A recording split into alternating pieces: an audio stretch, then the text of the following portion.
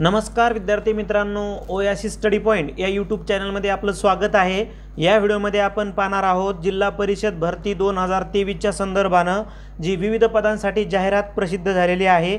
या परीक्षेसाठी अत्यंत महत्त्वाचा असणारा विषय म्हणजे सामान्य ज्ञान, ज्याला आपण जीके म्हणतो। सामान्य ज्ञान सराव पेपर 4, ज्यामध्ये आपण जीकेचे महत्त्वाचे 25 प्रश्न सेट केले होते। या 25 प्रश्नांवर विश्लेषणात्मक चर्चा आपण या व्हिडिओच्या माध्यमातून करणार आहोत।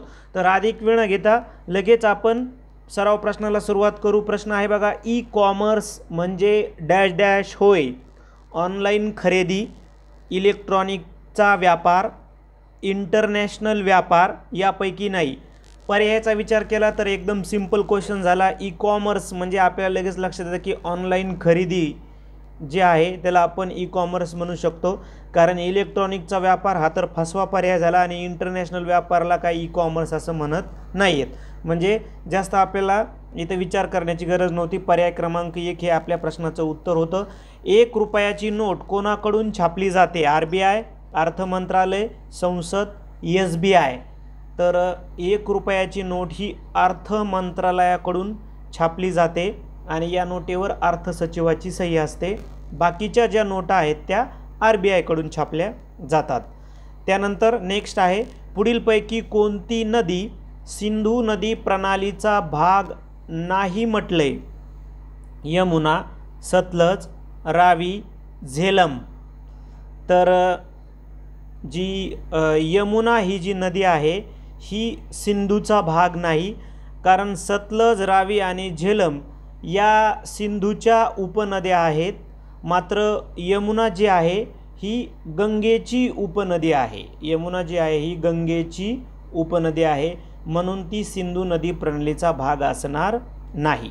त्यानंतर नेक्स्ट बघा, प्रशासकीय सेना दिन अर्थात ते प्रशासकीय सेवा असा आहे। प्रशासकीय सेवा दिन असा आहे। ते प्रशासकीय सेवा दिन यावर्षी साजरा केला जातो।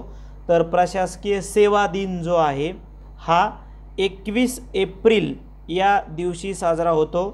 13 एप्रिलला जालियनवाला बाग हत्याकांड स्मृती दिन साजरा केला जातो। 10 एप्रिलला जागतिक होमिओपॅथी दिन असतो आणि 11 एप्रिलला राष्ट्रीय सुरक्षित मातृत्व दिवस असतो। त्यानंतर आत्मीय सभेचे संस्थापक कोण आहेत? चाफेकर बंधू, राजाराम मोहन रॉय, बद्रुद्दीन तय्यबजी, महात्मा फुले। तर आपल्या प्रश्नाचं उत्तर आहे आत्मीय सभेची स्थापना राजाराम मोहन रॉय यांनी केली। चाफेकर बंधू हे रँड हत्याशी संबंधित आहेत। प्लेग कमिशनर रँडची त्यांनी हत्या केली होती। बद्रुद्दीन तय्यबजी हे काँग्रेसचे नेते होते आणि इंग्लंडला जाऊन बॅरिस्टर झालेले ते पहिले भारतीय होते तय्यबजी।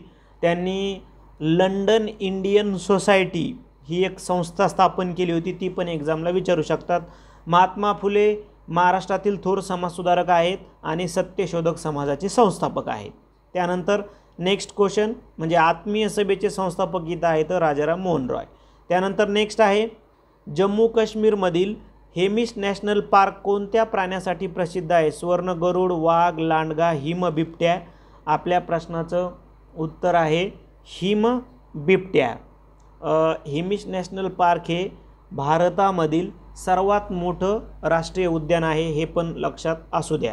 त्यानंतर नेक्स्ट, दहशतवादाविरुद्ध विशेष कृती पथक म्हणून महाराष्ट्रात कोणते सशस्त्र दल काम करते? SRPF, SSB, delta force, force 1। तर आपल्या प्रश्नाचं उत्तर आहे फोर्स 1, ज्याची स्थापना 2010 मध्ये मुंबई या ठिकाणी करण्यात आली होती। बाकी SRPF ज्याला आपण स्टेट रिझर्व्ह पोलीस फोर्स म्हणतो, तर हे काही स्पेशल दहशतवाद विरोधी नाही आहेत। SSB सर्व्हिस सिलेक्शन बोर्ड आहे मिलिटरीच्या सिलेक्शनच्या संदर्भानं। डेल्टा फोर्स हे अमेरिकेमध्ये सुद्धा डेल्टा फोर्स आहे, परंतु महाराष्ट्राचं विचारलं होतं म्हणून फोर्स 1 हे आपल्या प्रश्नाचं उत्तर आहे। त्यानंतर नेक्स्ट, विजेचा फिरणारा पंखा बंद केल्यानंतरही पूर्ण थांबण्यापूर्वी तो काही काळ फिरत राहतो, यास डॅश डॅश जडत्व म्हणतात। तर याला गतीचे जडत्व म्हणता येईल। तर हे सगळे जे आहेत न्यूटनच्या पहिल्या नियमावर अवलंबून आहे बघा. जसं पहिले लक्षात घ्या की जडत्व म्हणजे काय, वस्तूची स्थिर अथवा गतिमान अवस्थेतील बदलाला झालेला विरोध करण्याची प्रवृत्ती. म्हणजे वस्तूची जी स्थिर अथवा गतिमान अवस्थेमध्ये जी बदलाला विरोध करण्याची प्रवृत्ती त्याला आपण जडत्व म्हणतो. आपण जर न्यूटनचा पहिला नियम बघितला तर विराम अवस्थेचे जडत्व म्हणजे काय आहे, त्याचं जर एक्झाम्पल घेतलं आपण तर जसं बस अचानक सुरू होते आणि प्रवाशांना मागच्या दिशेने धक्का बसतो तर हे विराम अवस्थेचे याला आपण जडत्व म्हणू. गतीचे जडत्व बसच्या संदर्भानंच आपल्याला न्यूटनच्या पहिल्या नियमामध्ये बघा, गतिमान बस थांबल्यास प्रवाशांना पुढच्या दिशेने धक्का बसतो. हे झालं गतीचं. म्हणजे परत एक दुसरं उदाहरण, जसं विजेचा फिरणारा पंखा बंद केल्यानंतर पूर्ण थांबण्यापूर्वी तो काही काळ फिरत राहतो, तसंच गतिमान बस थांबल्यानंतर प्रवाशांना पुढच्या दिशेने धक्का बसतो. हे गतीचे जडत्वाचं उदाहरण आहे. दिशेचे जडत्व काय, वाहन गतिमान असताना चाकाला लागलेला जो चिखल आहे तो चाकाच्या स्पर्शरेषेवरून उडतो. हे दिशेच्या जडत्वाचं उदाहरण आहे. त्यानंतर नेक्स्ट बघूया, बुलेट प्रूफ जॅकेट बनवण्यासाठी खालीलपैकी कोणत्या पदार्थाचा उपयोग केला जातो, तर तो पदार्थ आहे केवलर. आता केवलर एक स्ट्रॉंग आणि हीट रेजिस्टेशन सिंथेटिक फायबर आहे. ठीक आहे, म्हणजे थोडक्यामध्ये सिंथेटिक फायबर आहे जे हीट रजिस्ट करतं, म्हणजे खूप मोठ्या तापमानाला पण ते हीट रजिस्ट करतं. म्हणून बुलेट प्रूफ जॅकेट बनवण्यासाठी केवलरचा उपयोग होतो. त्यानंतर नेक्स्ट आहे, डांबराच्या गोळ्याचा आकार काही दिवसांनी कमी होतो, त्याचं कारण काय आहे, तर त्याचं कारण आहे संप्लवन. संप्लवन म्हणजे काय आहे, स्थायूचं डायरेक्ट वायूमध्ये रूपांतर होतं. जसं डांबराची गोळी स्थायू असते आणि तिचं काही दिवसांनी ती लहान होते, तर याचा अर्थ त्याचं संप्लवन होतं. लक्षात घ्या, संप्लवन प्रोसेस म्हणजे काय, स्थायूचं वायूमध्ये रूपांतर होतं.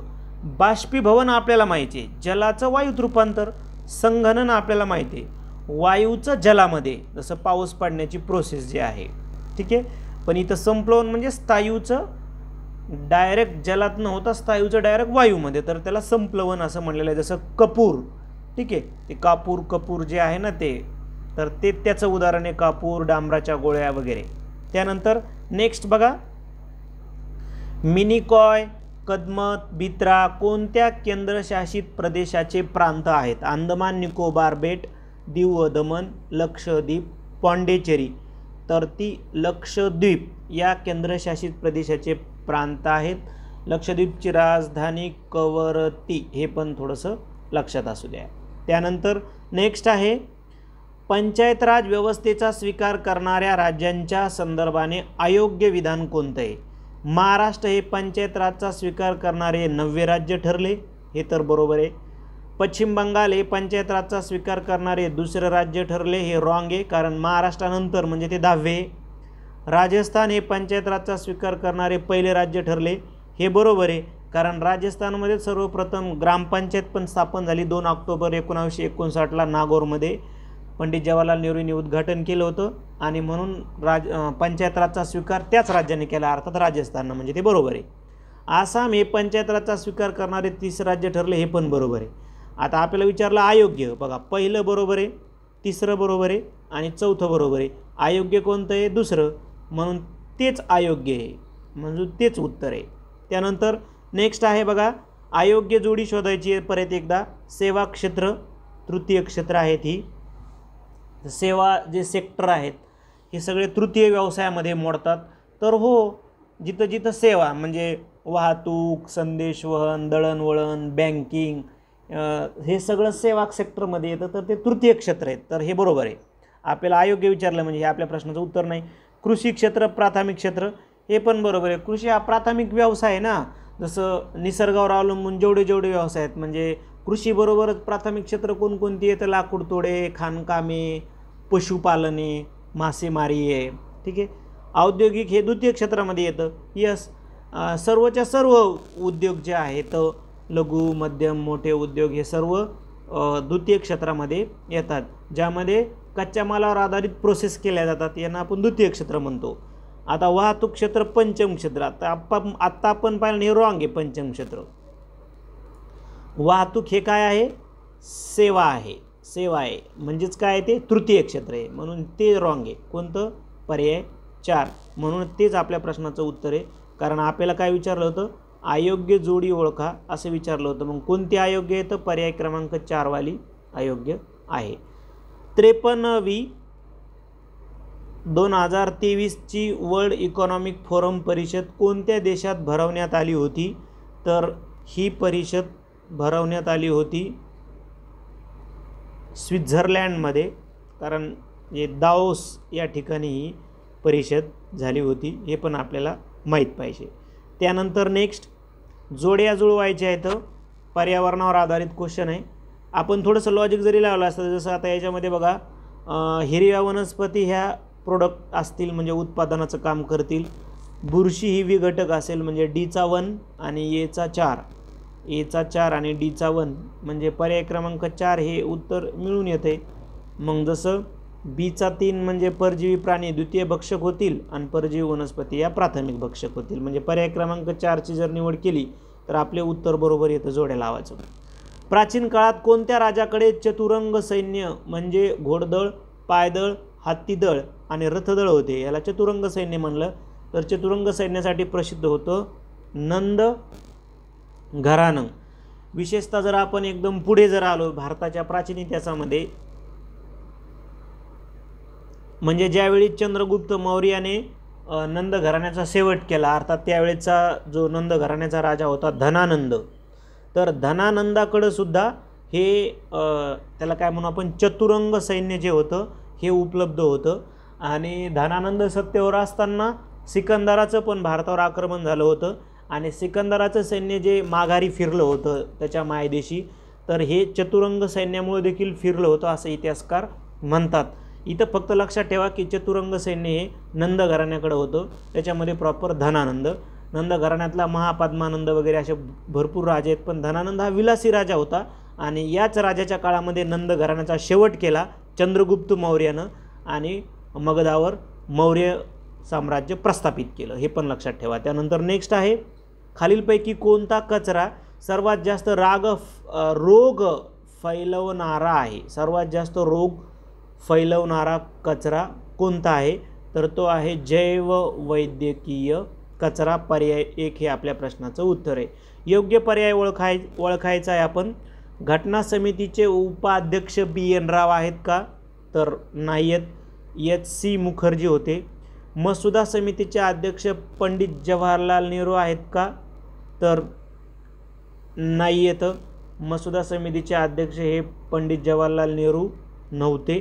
सुकाणू समितीचे अध्यक्ष डॉक्टर राजेंद्र प्रसाद आहेत का? तर हो. आणि कायदेविषयक सल्लागार सुचिता कृपलानी आहेत का? नाही आहेत. तर कायदेविषयक सल्लागार हे कोण आहेत? BN राव आहेत. BN राव. म्हणजे पहिली जोडी चुकीची आहे, दुसरी चुकीची आहे, चौथी चुकीची आहे. ती बरोबर कोणती आहे? सुकाणू समिती अध्यक्ष डॉक्टर राजेंद्र प्रसाद. म्हणजे पर्याय 3 हेच काय आहे इथं योग्य पर्याय आहे. महात्मा गांधी यांनी स्थापन केलेला सेवाग्राम आश्रम कोणत्या जिल्ह्यामध्ये आहे? तर सर्वांना पाठ असणारा प्रश्न आहे आपल्या की वर्धा जिल्ह्यामध्ये सेवाग्राम आश्रम आहे.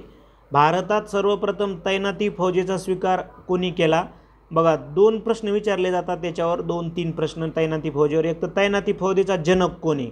तर वेलस्लीनं तैनाती फौज आणली होती, ठीक आहे, ज्याच्यामध्ये वेल ट्रेंड आर्मी होती आणि ती भाडे तत्वावर किंवा पैशाच्या तत्वावर वेलस्ली भारतातील राजा आणि संस्थानिकांना ती जी आर्मी आहे ती प्रोव्हाइड करायचा.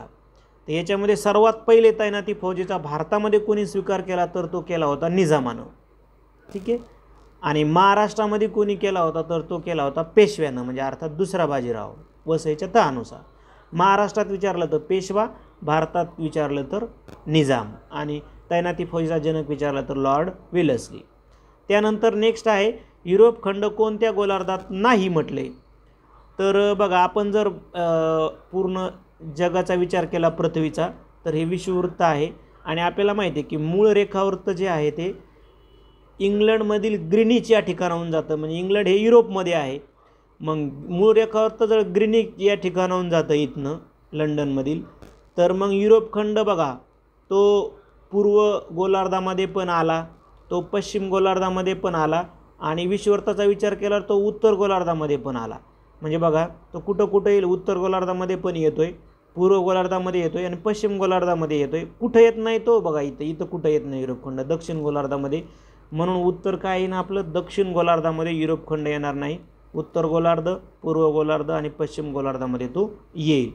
त्यानंतर आहे इलेक्ट्रॉनिक्स क्षेत्रासंबंधी LED फुल फॉर्म. तर LED फुल फॉर्म आहे पर्याय 1. त्यानंतर आहे बघा भारतीय निवडणूक आयोगाची कार्य आणि त्याच्या रचनेबाबत कोणती घटनात्मक तरतूद स्पष्टता देते. तर घटनात्मक तरतूद स्पष्टता देते कलम 324. कलम 324. ठीक आहे, कारण याच्यामध्ये बघा 224 काय सांगते, अतिरिक्त न्यायाधीशाची नियुक्ती. 124 काय सांगते, सर्वोच्च न्यायालयाची स्थापना. आणि 324 काय सांगते, निवडणूक आयोगाची कार्य. त्यानंतर RBIच्या नियमाप्रमाणे बँकेत स्वतंत्रपणे बचत खाते उघडण्याची आणि हाताळण्याचे किमान वय काय आहे. तर ते वय आहे वर्ष 10. आणि शेवटचा प्रश्न, अमेरिकेच्या नाण्यावर प्रदर्शित होणारी पहिली कृष्णवर्णीय महिला कोणती आहे. तर त्या आहेत माया एंजेलो. ठीक आहे, अशा पद्धतीनं आपण पेपर क्रमांक 4 मध्ये GKचे 25 प्रश्न पाहिले. ज्या विद्यार्थ्यांनी अजूनही टेस्ट सिरीज जॉईन केली नाही झडपीसाठी, जी विविध पदांसाठी तुम्हाला उपयुक्त ठरणारे कनिष्ठ सहाय्यक लिपिक, कनिष्ठ सहाय्यक लेखा, वरिष्ठ सहाय्यक लिपिक, विस्तार अधिकारी सांख्यिकी, विस्तार अधिकारी पंचायत, पर्यवेक्षिका, लघुटंक लेखक आणि लघुलेखक, अशा सर्व पदांसाठी ही टेस्ट सिरीज तुम्हाला उपयुक्त ठरेल. 10 पेपर आहेत. 10 PDF पेपर तुम्हाला व्हॉट्सअपला पाठवणार आहोत. त्याची फीस आहे 10 पेपरची 330 रुपये. तुम्ही 8805217221 या मोबाईल नंबरवर फोनपे किंवा गुगल पे करू शकता. आणि फोनपे गुगल पे नेम असेल ओयासिस स्टडी पॉईंट किंवा गणेश अंबादास खरात. त्याचा स्क्रीनशॉट याच नंबरला पाठवा. अगदी तुम्हाला जसा पेपर पॅटर्न आहे, म्हणजे मराठी व्याकरण 25 प्रश्न 50 गुणांसाठी, इंग्रजी व्याकरण 25 प्रश्न 50 गुणांसाठी, बुद्धिमत्ता चाचणी आणि गणित 25 प्रश्न 50 गुणांसाठी, GK 25 प्रश्न 50 गुणांसाठी, असे 100 प्रश्न असणारी 200 गुणांची प्रश्नपत्रिका तुम्हाला या टाईम टेबलप्रमाणे पाठवण्यात येतील. प्रत्येक डेटला तुम्हाला सकाळी 11 वाजता PDF स्वरूपामध्ये पेपर, त्याच डेटला दुपारी 2 वाजता आन्सर की आणि त्याच डेटला संध्याकाळी 8 वाजता विश्लेषणाचे व्हिडिओ. म्हणजे 330 रुपयामध्ये तुम्हाला 40 व्हिडिओद्वारे 1000 प्रश्नांचं विश्लेषण तुम्हाला पाहायला मिळणार आहे. धन्यवाद.